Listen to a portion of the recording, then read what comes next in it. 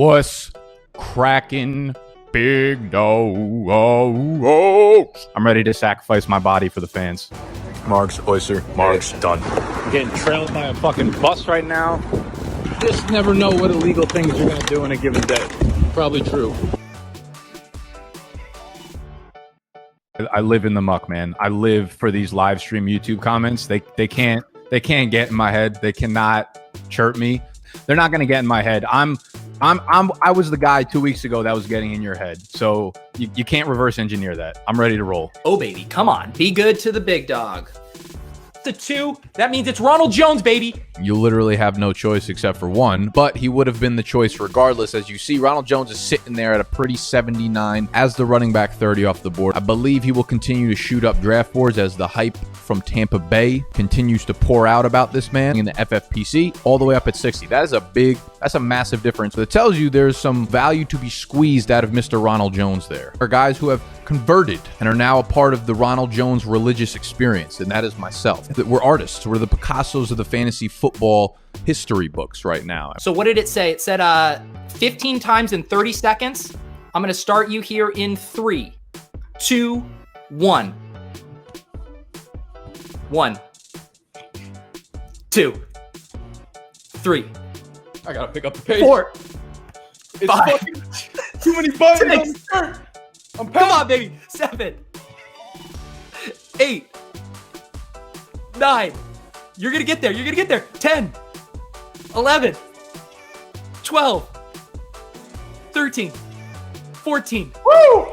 15. He did it. He did it. Holy cow, Nick. In the nick of time. That was Fucking great. go. And I promise if you're new to my channel or you're new to my vlogs, for the most part, the last clip and the last vlog was mostly kind of me being an alcoholic, but I'm really not a piece of shit all the time. Just sometimes bags of limes. Because I drink tequila, bro. Make the fucking Mars. They just keep sending me like $10 off, $15 off coupons. So like I can't stop buying like bottles of tequila. Per verbatim, whatever that fucking term is. I can't wait for this thing to fall.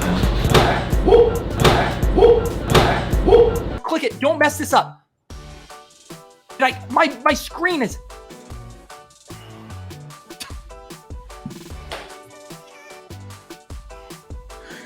Woo! That's totally on me. I was praying for your downfall, Pete. I'm not gonna lie. I saw you. Sandbagging son of a bitch. We're supposed to be in this together. I'm stressed right now. I have anxiety. Are you on Girly this year? If we take Gurley, I'm disconnecting. It's almost as if we knew he had arthritis in his knee or something. Only technically a doctor, but we can talk to real doctors, right? Bigger lesson to learn is about injuries and injury optimism, okay? I will roll this into your faces, into a little blunt and smoke it. Secondhand smoke right up your noses for the next 3 to 5 years. The single biggest advantage you can have in fantasy football, I promise you, it's not going late round quarterback. It's not taking running backs early on in the draft. It's not fading Todd Gurley. Geriatric optimism has to be the single biggest killer of fantasy drafts. And then we have AJ Green. You know, you'll hear the words, if he stays healthy, if he stays healthy, if he stays healthy. Sure. Make sure you stretch out those creamy hamstrings. Since John Ross has entered the league in 2017, he has played one fewer game than AJ Green over that time span. Did you grow up in Atlanta? How'd you end up a Falcons fan? No, I just was, you know what? Mike Vick, you know, I don't want to blame him, but I was young and I was vulnerable. Terry McLaurin's all about his fucking business. I don't know if that counts as being an entrepreneur. What's his business? I saw he was fishing. What's his business? A wide receiver on the NFL football field.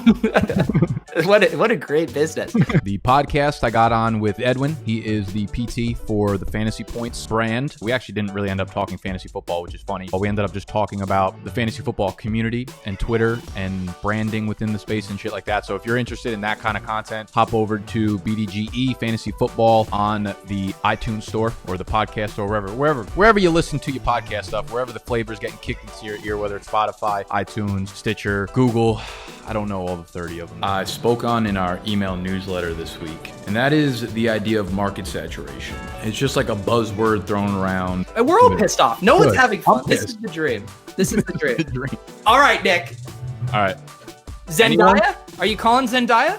She's not my friend. We're married. Animal. What up? You're on Who Wants to Be a Millionaire, and I'm phoning a friend right now. Oh, this is sick. Are you watching the randomizer? Okay, well, are you high? Yeah. Fuck. It used to be this like drug game that you could get on TI-83 where you sold opium and stuff and you tried to run it up. That's how I spent my time in algebra class, apparently. Like, why would that be on a TI-83 though? It's so ridiculous. I'm telling you, there's weird stuff back then. I'm here to tell you that is fake news. Y'all know no one has bought more tickets to the Miles Sanders train. Miles Sanders all of a sudden is week to week with a lower body injury. There's a sea monster under you. There's no doubt in my mind. There's a sea monster. There's a 200-foot shark. There's a shark. There's fucking something is underneath you. Some kind of mystical creature that's never been seen before is about to eat your whole fucking foot off. And it's the most uneasy feeling in the world. I would have been a fucking fish if I was supposed to be out here. I'm gone. Max top of the food chain when I'm on land. I'm no longer on top. Right, we're alphas. We're alphas on land. Fish, you come fucking see us on the land. We're not coming out there. Oh, how's the Lord gonna fuck me in the ass today? Okay, so you're that friend, unfortunately, and I'm gonna have to get the draft pick from you. All right, this is good stuff. You're gonna get a great guy. I shouldn't have called you. Huge mistake. Dream last night that some guy was eating some girl out in the back of a pickup truck. Calm down. Why are you and screaming? he goes, "Big dogs gotta eat, pussy!" So far, we got Jacobs, Gurley, and David Montgomery at running back. We got Julio, Terry McLaurin, and Jamison Crowder at wide receiver. So we're just stacked. We have absolutely no holes in our lineup at this point. Today, I said Mostert, and people kept getting angry at me. Is it Mostert? Like, can I be a French guy one time in my life? Is it Mostert or Mostert? I mean, listen, I thought it was Mostert, but I think Mostert makes it seem exotic, and we like exotic players in fantasy football. So. I got to get us back on track. The chat wants me to spin. I'm paranoid. I'm going to have to do more push-ups. Let's go, baby. 24 hours. Let's move on to round 8. Okay, so round 8 in Hollywood Brown, Tyler Boyd, Julian Edelman, and Will Fuller, because those are my favorite picks in these rounds. Brown was winning on nearly every route, and it's because of his speed. Defenders don't have the luxury of trying to jam him at the line. There's a lot of green over there. He is the perfect upside flex play at this point in the draft. Do not leave your drafts without Marquise Hollywood Brown. FF tweeted this out. Most slot catches of 15-plus yards since 2018. Tyler Boyd paces the NFL, and it's really not that close. Like, his target numbers went completely in stealth mode last year. No one is talking about it. Julian Edelman. There were only 3 players that had more targets than he did last year. It was Allen Robinson, Michael Thomas, and Julio Jones. Will Fuller just does not have 140 to 150 target upside, in my opinion. He's not an alpha. He doesn't command those type of targets. We're here for the long haul when it comes to Mr. Deontay Johnson of the Pittsburgh Steelers. And then all the hipsters out there are like, oh, he's no longer a good value. He's going too high for me. We hate Deontay Johnson. Plus, you have nice wide receivers. I would say round 6, 7, 8 is probably a really good spot to target your 3rd or 4th running back. J.K. Dobbins, who is on literally the highest scoring offense in the NFL in the Baltimore Ravens, or DeAndre Swift, who the Lions have an underrated offense. Sony Michel should be off your board. Do not find injuries in fantasy football because they will find you. For James White, just 2 years ago, was a top 10 running back when Sony Michel was hurt. Looking at round 9, no, we do not want Jordan Howard. Philip Lindsay's interesting. I'm not going to draft him in round 9, but if he falls to the double-digit rounds, is good enough at football that he will command to be in fantasy lineups at some point this year. Singletary, we got him. He landed. Yeah, I don't like it, but it's not my team. Beautiful. The chat is saying that Gronk loves Marge. Yeah. Do you have any other candidates? It's gotta be Gronk. It's just so obvious. It smacks you in the face. So every Monday, every Tuesday, we're slapping these like some cheeks, bite to butt. He would have an ass tattoo and nothing else. There you go. So maybe Rob Gronkowski gets a margarita ass tattoo in solidarity with you. He has to now. I'm going to tweet at him every single day until he answers me about a Mark tat. Give us the tight ends. Feed me. Ingram, Tyler Higbee, Hunter Henry, and Gronk, and Hayden Hurst. Yeah, it's ugly. There's nothing to... Fade tight end. Fade the tight end. You heard the man. All right. We can't fade everything. Why not? Off Evan Ingram, because he's coming off Liz Frank. He's going to have metal in his foot. Have you adopted a New York team now that you've been living in New York? No, I hate the New York teams because like my friends are so annoying and they're all New York fans. I can't stand them. So I should be a New York fan. I think I would if I didn't hate my friends so much. Yeah, that's your chair. You can fart it up all you want. I push that one. Don't shit in it. I actually think I'm gonna shit. That would be a great start to an episode. When you're up really high and you just look over at the ground and you just see like how fucking high up you are, my stomach drops. I get very nervous. Didn't you just a few minutes ago call me a pussy?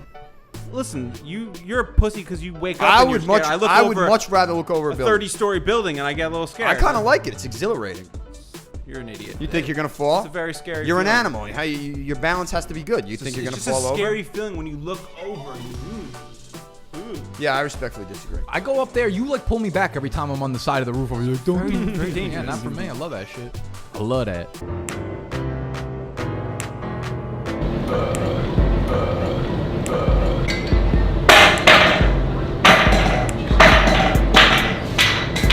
All right, fucking sunscreen. Don't even fucking say another word of the statement. Is Eddie Lacy even in the system? See if he's in the. He's gonna be back in the NFL by the time the season starts and Corona hits. Thank God he's not in here. Just Chris Lacy. What do you mean, thank God? I know since everyone's gonna be drafting Eddie Lacy this year, you're probably gonna have to write the name in on one of the blank stickers. Bro, workout. Okay, that's not Joe Burrow. This show is now just turned into Nick and I Googling things. Shirtless men to see if they got fat. No, dude, Joe Burrow got thick. I'll put that on my mother. Now, Burrow is that Harbs. You're fake news. I do trust that this photo you're going to unearth, and Nick, if you have to Photoshop it, whatever you need to do to clear our good name, just please do it. There it is. There it is. He's looking fucking so thick. My Twitter page, and you'll see fat Burrow. Thick Oh Burrow. my God, you're right. You're right. I'm putting this up on the stream. There's no way that's not at least an extra 10 pounds. Dude, that's not low key thick. That's high key thick. What are you talking about? He fucking dropped 6 pounds. I take it all back. You're fucking right, Harbs. Don't you ever come at me like that again. Told you can't get in my head. Visca is the option. There is only one La Visca dance party. Okay, well here's the thing, yeah, because you fucking slid them down your Visca sick, twisted mind game hole. So of course they're gonna yell for Visca because they want you to do weird shit. I'm in on Visca though. Let's do it.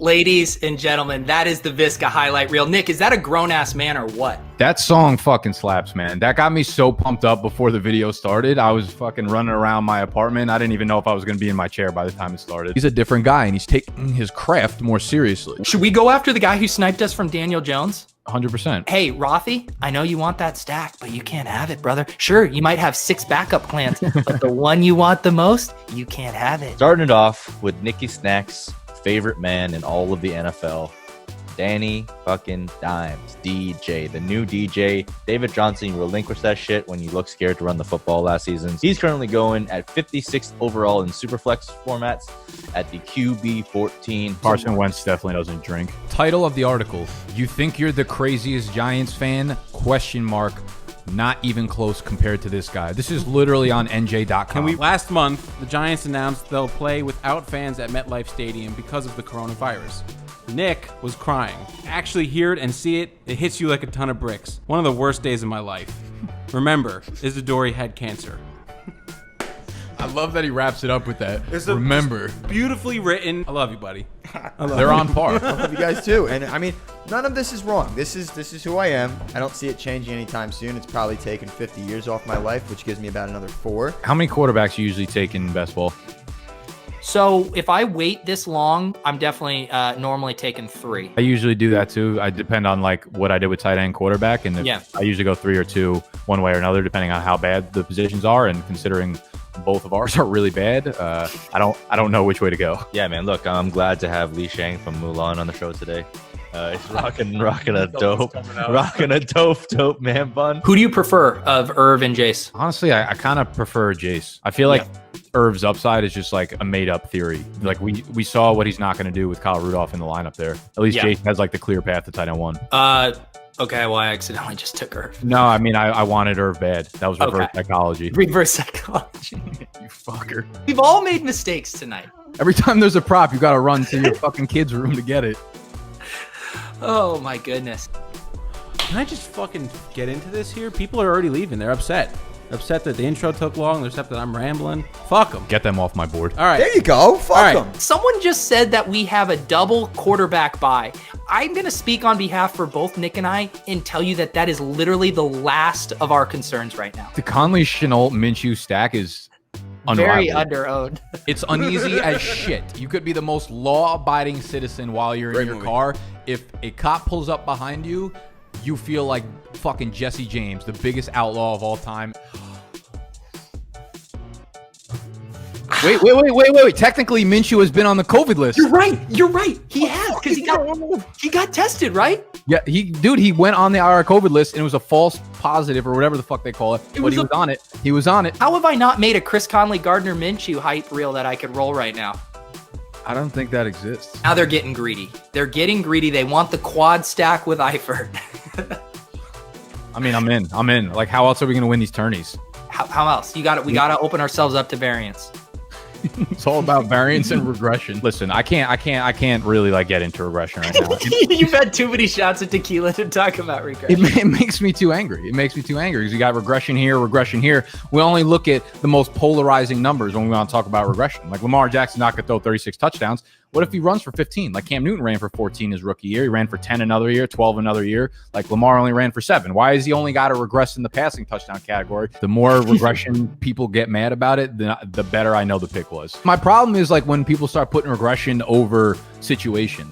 It's like, okay, you're just looking at a really high number rate and then you're just fading for that reason. But it's like, okay, they could still be really, really good at fantasy next year. Their statistics can come down and still smash. People are just in awe of the wisdom that our tequila-soaked brains are spitting out right now. I'm in awe. I usually black out for my videos and I wake up and people are like, dude, that was so good. I'm like, really? Same thing, Harbs. I'm going to drink without him and then fill back up.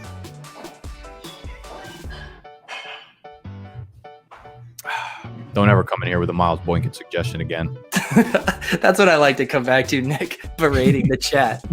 They're being disrespectful.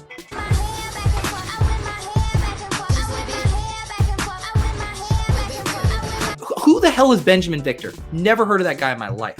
This is a ridiculous fucking thing. Why are you doing that to us? He's not even in the system. Everybody's gonna know my name. Everybody's gonna know